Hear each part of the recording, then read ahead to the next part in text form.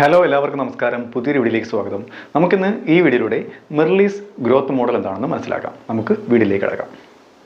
മെർലീസ് growth model നമുക്കിതിൻ്റെ introduction നോക്കാം. ഇതെന്താണെന്ന് മനസ്സിലായി, തിയറി എന്താണെന്ന് മനസ്സിലാക്കാം. The Mirrlees growth model is a theoretical framework developed by James Mirrlees. ഇദ്ദേഹമാണ് ഇത് ഡെവലപ്പ് ചെയ്തത്. ഇതിന് 1996 ഒരു നോബൽ പ്രൈസ് കിട്ടുകയുണ്ടായി. എന്തിനാണ്? For his contributions to the theory of economic incentives under asymmetric information.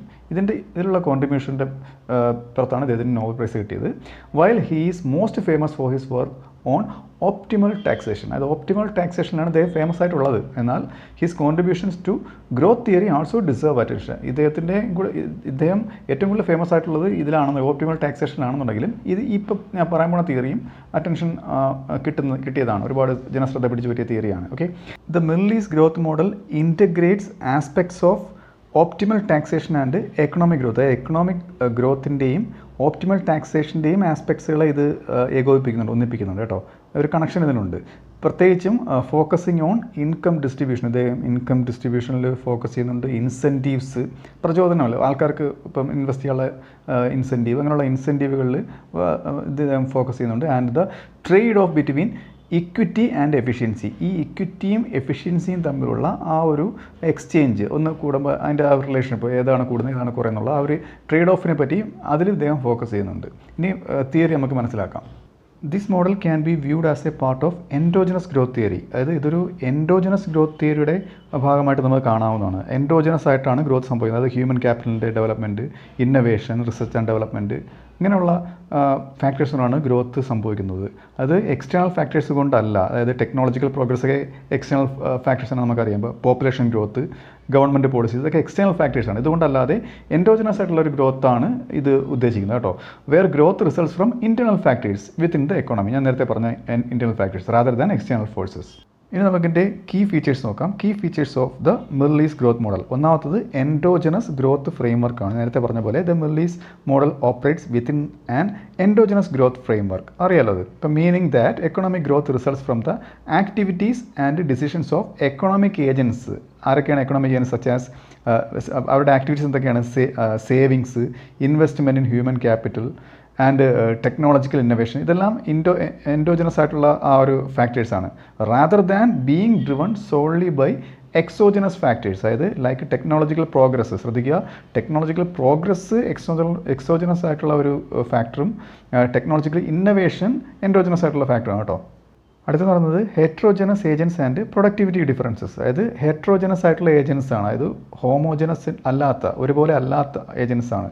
എന്ന് വെച്ച് കഴിഞ്ഞാൽ the model assumes A population of heterogeneous agents who differ in there productivity levels. അതാണ് ഇവിടെ ഉദ്ദേശിച്ചത്. അതായത് ഒരു പോപ്പുലേഷൻ്റെ ജനസംഖ്യയുടെ ഓരോ ലേബറിൻ്റെയും പ്രൊഡക്ടിവിറ്റി വേറെ വേറെ ആയിരിക്കും. ഓക്കെ, എല്ലാവർക്കും ഒരേ രീതിയിലുള്ള പ്രൊഡക്ടിവിറ്റി അല്ല. അതങ്ങനെ തന്നെയാണ്. അപ്പം ദിസ് ഹെട്രോജനിറ്റി, ഇങ്ങനൊരു വൈവിധ്യം വരുമ്പോഴത്തേക്ക് അഫക്ട്സ് ദെയർ ഇൻകം ലെവൽ. അവരുടെ ഇൻകം ലെവലിൽ പല ഇൻകം ആയിരിക്കും. അവരുടെ പ്രൊഡക്ടിവിറ്റിക്ക് അനുസരിച്ച് അവർക്ക് ഇൻകം കിട്ടുന്നത്. ആൻഡ് കോൺസിക്വൻ്റ്ലി ഇത് എന്തിലേക്ക് നയിക്കും? ദെയർ സേവിങ്സ്, അവരുടെ സേവിങ്സ് ഡിഫറൻ്റ് ആവും. ആൻഡ് ഇൻവെസ്റ്റ്മെൻറ്റ് ഡിസിഷൻസ്, അത് സേവിങ്സ്, ഇൻവെസ്റ്റ്മെൻറ്റ് ഇതെല്ലാം വേറെ വേറെ ആയിരിക്കും. ഈ പ്രൊഡക്ടിവിറ്റി ലെവൽ ഡിഫറൻ്റ് ആയിരിക്കുന്നതുകൊണ്ട്.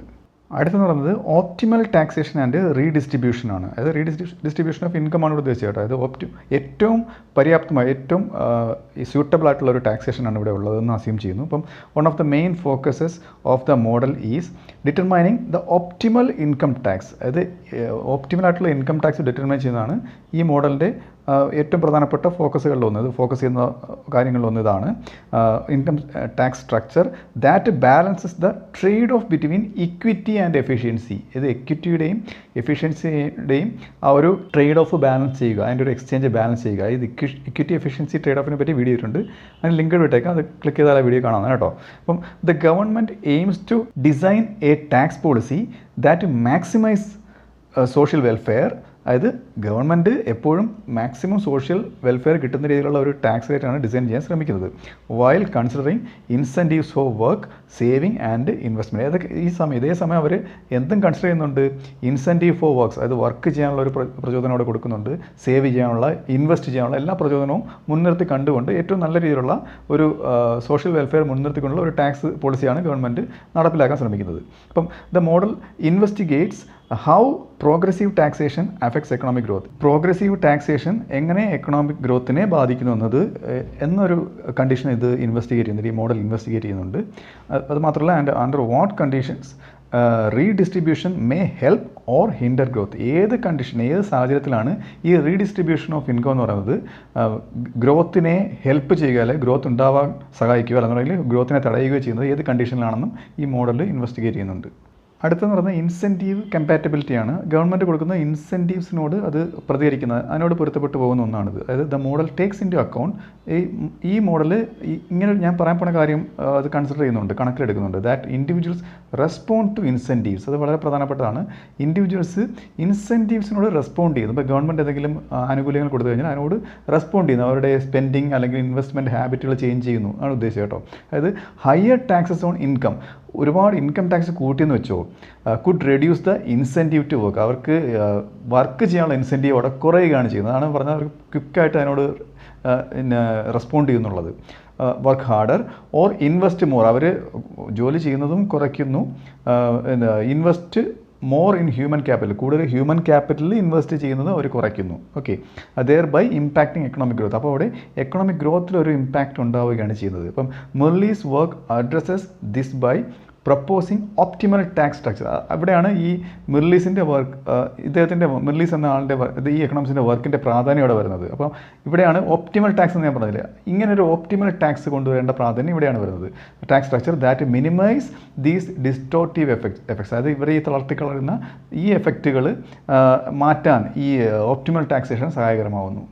അടുത്തെന്ന് പറയുന്നത് ലോങ് ടൈം ഗ്രോത്ത് ഇംപ്ലിക്കേഷൻസ് ആണ്. ലോങ് ടൈം ആയിട്ടുള്ള ഗ്രോത്ത് ഉണ്ടാക്കിയെടുക്കാൻ സാധിക്കുന്നു. അതായത് the Mirrlees model considers how different tax policies affect capital accumulation. അതായത് എന്തുകൊണ്ടാണെന്ന് വെച്ച് കഴിഞ്ഞാൽ ഈ മോഡൽ കൺസിഡർ ചെയ്യുന്നത് ഹൗ ഡിഫറൻറ്റ് ടാക്സ് പോളിസീസ്, പല രീതിയിലുള്ള ടാക്സ് പോളിസീസ് ഞാൻ പറഞ്ഞില്ലേ, അത് എങ്ങനെ ക്യാപിറ്റൽ അക്യുമുലേഷനെ ബാധിക്കുന്നു, പിന്നെ ലേബർ സപ്ലൈ എങ്ങനെ ബാധിക്കുന്നു, അവസാനം and ultimately long time economic ഗ്രോത്തിനെ എങ്ങനെ ബാധിക്കുന്നു, ഇതെല്ലാം കൺസിഡർ ചെയ്യുന്നു ഈ മോഡൽ കേട്ടോ. അപ്പം it shows that while progressive taxation can achieve greater income equality, ഞാൻ നേരത്തെ ഇദ്ദേഹം കൊണ്ടുവന്ന ഈ progressive taxation can achieve greater income equality, നല്ലൊരു ഇൻകം ഇക്വാളിറ്റി കൊണ്ടുവരാൻ അവിടെ സാധിക്കുന്നു. Okay, equitable distribution of income അവിടെ കൊണ്ടുവരാൻ സാധിക്കുന്നു ഈ പ്രോഗ്രസീവ് ടാക്സേഷൻ മൂലം. Okay, there is a risk. അപ്പോൾ ഇതിനോടൊപ്പം തന്നെ ഇദ്ദേഹം ഒരു റിസ്ക് ഫാക്ടറും പറയുന്നുണ്ട് കേട്ടോ. There is a risk that it might reduce growth. ഇത് ഗ്രോത്തിനെ, എക്കണോമിക് ഗ്രോത്തിനെ ഒന്ന് റെഡ്യൂസ് ചെയ്തേക്കാം. എങ്ങനെയാണ്? By discouraging productivity enhancing investment. അതായത് പ്രൊഡക്ടിവിറ്റി കൂട്ടുന്ന ഇൻവെസ്റ്റ്മെൻറ്റ് ഉണ്ടല്ലോ, അതിനെ ഡിസ്കറേജ് ചെയ്ത് കളയും. ഓക്കെ, അപ്പോഴത്തേക്ക് അവിടെ ഒരു എക്കണോമിക് ഗ്രോത്തിന് ഒരു തളർച്ച അവിടെ ഉണ്ടാകാനുള്ള സാധ്യതയുണ്ട് എന്നും ഈ മോഡൽ ചൂണ്ടിക്കാട്ടുന്നു. അപ്പോൾ ഈ മോഡൽ പോളിസികൾ എടുക്കുമ്പോഴത്തേക്ക് എങ്ങനെ സ്യൂട്ടബിൾ ആവുമെന്ന് നോക്കാം. Policy implications. The model has significant policy implication. നല്ലൊരു പ്രാധാന്യം അർഹിക്കുന്ന ഒന്നാണ് ഈ മോഡൽ എന്ന് പറയുന്നത്. പോളിസീസ് നടപ്പിലാക്കുമ്പോഴത്തേക്ക്, particularly for designing tax policies. പ്രത്യേകിച്ച് ഈ ടാക്സ് പോളിസീസ് എടുക്കുമ്പോഴത്തേക്ക് വളരെ ഇമ്പോർട്ടൻ്റ് ആയിട്ടുള്ള ഒരു മോഡലാണ്. That balance the goals of growth and equity. അത് ഗ്രോത്ത്, ഇക്വിറ്റി, ഇതിൻ്റെ ഒരു ബാലൻസ് കൊണ്ടുവരാൻ സാധിക്കുന്ന ഒന്നാണ്. അപ്പം it suggest that while redistribution, അതായത് ഞാൻ നേരത്തെ പറഞ്ഞില്ല, ഈ റീഡിസ്ട്രിബ്യൂഷൻ നടത്തുമ്പോഴത്തേക്ക് can have short time benefits. അതായത് ഷോർട്ട് ടൈം ബെനിഫിറ്റ്സ് ഉണ്ടാവാം ഇൻ ടേംസ് ഓഫ് റെഡ്യൂസിങ് ഇന്നിക്വാളിറ്റികൾ കുറച്ചുകൊണ്ട് ഷോർട്ട് ടൈം ബെനിഫിറ്റ് ഉണ്ടാവും. പക്ഷേ കെയർഫുൾ കൺസിഡറേഷൻ ഈസ് റിക്വയർഡ്. ഒരു കെയർഫുൾ ആയിട്ടുള്ള ഒരു കൺസിഡറേഷൻ അവിടെ ആവശ്യമാണ്. എന്തിന്? To avoid long time growth penalties. അതായത് ലോങ് ടൈം ആയിട്ടുള്ള ഗ്രോത്തിനെ ബാധിക്കുന്ന, ഞാൻ തൊട്ട് മുമ്പത്തെ സ്ലൈഡിൽ പറഞ്ഞു, അങ്ങനെ ഒരു ലോങ് ടൈം ആയിട്ടുള്ള എന്തെങ്കിലും ഇഷ്യൂ ഉണ്ടാവാതിരിക്കാൻ ശ്രദ്ധിക്കണം എന്നാണ് പറയുന്നത്. ഇനി നമുക്ക് ഈ മോഡലിലെ സമ്മറി നോക്കാം. The Mirrlees growth model is a comprehensive approach. വളരെ നല്ലൊരു അപ്രോച്ചാണ്. എന്തിനുള്ള? To understanding the dynamics between economic ഗ്രോത്തിൻ്റെ ഡൈനാമിക്സുകൾ, അല്ലെങ്കിൽ income distribution and optimal tax. ഞാൻ നേരത്തെ പറഞ്ഞതൊക്കെ തന്നെ ഇതിൻ്റെയൊക്കെ ഡൈനാമിക്സുകൾ മനസ്സിലാക്കുന്നതിന് സഹായകരമായിട്ടുള്ള ഒരു കോംപ്രഹെൻസീവ് ആയിട്ടുള്ള ഒരു മോഡൽ തന്നെയാണിത്. It highlights the complexities of designing tax policies. അതായത് ടാക്സ് പോളിസീസ് ഡിസൈൻ ചെയ്യുമ്പോൾ ഉള്ള ഒരു അതിൻ്റെ സങ്കീർണമായ വശങ്ങൾ ഇതിൽ പറയുന്നുണ്ട്. That promote growth. അതായത് ഈ ടാക്സ് പോളിസിയിലൂടെ ഗ്രോത്ത് ആണ് ഉദ്ദേശിക്കുന്നത് കേട്ടോ. അപ്പോൾ while ensuring A fair distribution of income. അതായത് ഇങ്ങനൊരു ടാക്സ് പോളിസി നടപ്പിലാക്കുന്നത് എന്തിനു വേണ്ടിയാണ്? നല്ലൊരു ഫെയർ ആയിട്ടുള്ളൊരു ഡിസ്ട്രിബ്യൂഷൻ ഓഫ് ഇൻകം. അതായത് ഡിസ്ട്രിബ്യൂഷൻ ഓഫ് ഇൻകം എന്ന് വെച്ചാൽ നമുക്ക് പണക്കാരൻ്റെ കയ്യിൽ നിന്ന് കൂടുതൽ ടാക്സ് കളക്ട് ചെയ്തിട്ട് പാവപ്പെട്ടവന് ഇൻസെൻറ്റീവ്സ് ആയിട്ട്, അല്ലെന്നുണ്ടെങ്കിൽ എന്താണ് പബ്ലിക് വെൽഫെയർ ആയിട്ട് കൊടുക്കുക, എന്താണ് മെറിറ്റ് ഗുഡിൻ്റെ രൂപത്തിലോ കൊടുക്കുന്നതാണ് ഈ ഒരു റീഡിസ്ട്രിബ്യൂഷൻ കൊണ്ട് ഉദ്ദേശിക്കുന്നത്. അപ്പോൾ ഇത് ടാക്സ് പോളിസിയിലൂടെയാണ് സാധ്യമാകുന്നത്. ഓക്കെ, അതൊക്കെ ഇതിലൂടെ മനസ്സിലാക്കാൻ കഴിയുന്നുണ്ട്. And it remains influential in discussions about ഇപ്പോൾ പബ്ലിക് ഫൈനാൻസിനെ പറ്റി ഡിസ്കസ് ചെയ്യുന്നതിൽ, അല്ലെങ്കിൽ ഗ്രോത്ത് തിയറിയെ പറ്റി ഡിസ്കസ് ചെയ്യുന്നതിൽ, ആൻഡ് വെൽഫെയർ എക്കണോമിക്സ് ഇതിനെപ്പറ്റിയൊക്കെ ഡിസ്കസ് ചെയ്യുന്നതിൽ ഇത് വളരെ ഇൻഫ്ലുവൻഷ്യൽ ആയിട്ടുള്ള, വളരെ സ്വാധീനം ചെലുത്തിയ ഒന്നാണ് ഈ മോഡൽ എന്ന് പറയുന്നത്. അപ്പോൾ ഈ വീഡിയോ നിങ്ങൾക്ക് മനസ്സിലായെന്ന് വിശ്വസിക്കുന്നു. അടുത്ത വീഡിയോയിലൂടെ മറ്റൊരു വിഷയമായി വീണ്ടും കാണാം.